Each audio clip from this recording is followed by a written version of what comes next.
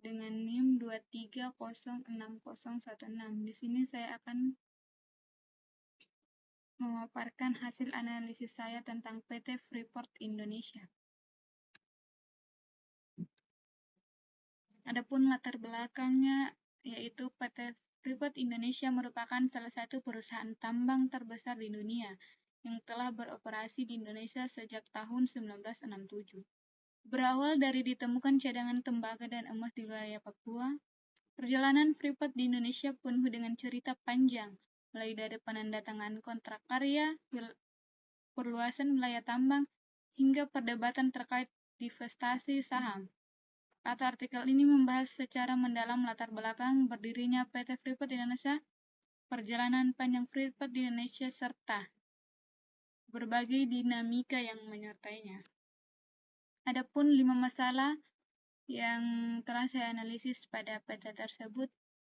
Yang pertama, ada risiko pada tahap penutupan tambang dan reklarasi. Kedua, risiko tinggi aktivitas pertambangan. Ketiga, risiko keselamatan pertambangan bawah tanah. Keempat, tantangan kesehatan masyarakat di sekitar pengoperasian tambang. Dan kelima, yaitu risiko dalam kesiapsiagaan darurat dan krisis. Adapun investigasi masalah pada 3 metode, yaitu fishbone diagram, ada 5 wise analysis, dan SCAT method. Adapun permasalahan pertama, yaitu penutupan tambang, ada lereng tidak stabil, longsor, SOP tidak diperbarui, pengawasan kontraktor kurang, limbah dan kontaminasi, dan iklim ekstrem di Papua. Yang kedua, yaitu ada risiko tinggi aktivitas tambang. Pertama, ada paparan bahaya operasional, SOP-nya tidak konsisten, kelelahan pekerja, serta material bahaya dan alat berat. Adapun masalah ketiga, yaitu tentang tambang di bawah tanah.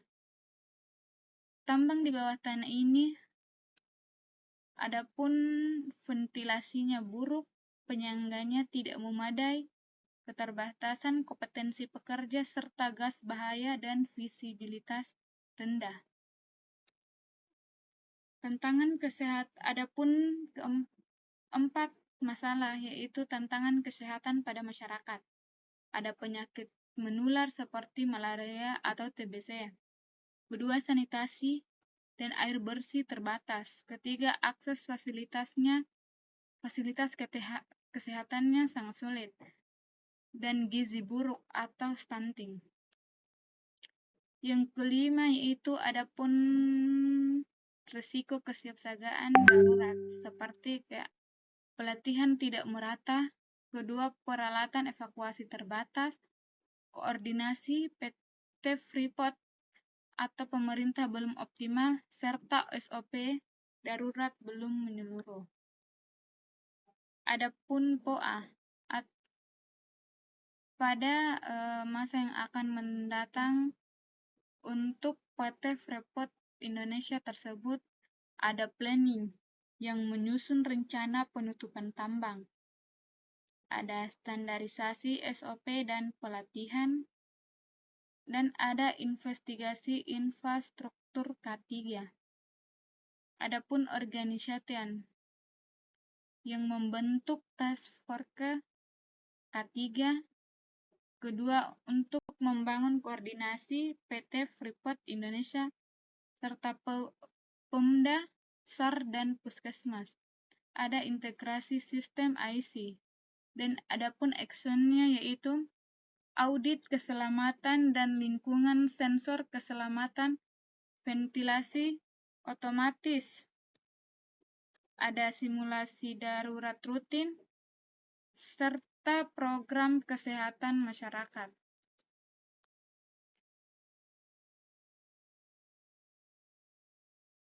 Adapun kesimpulan pada kelima masalah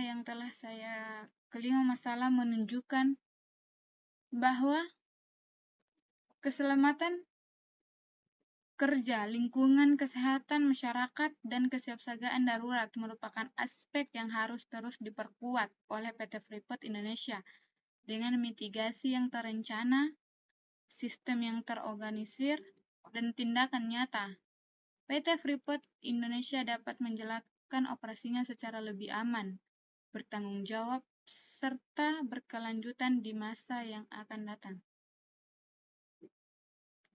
Baik, itulah penjelasan singkat dari saya tentang analisis pada PT Freeport di Indonesia.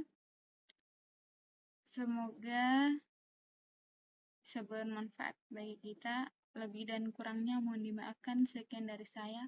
Assalamualaikum warahmatullahi wabarakatuh.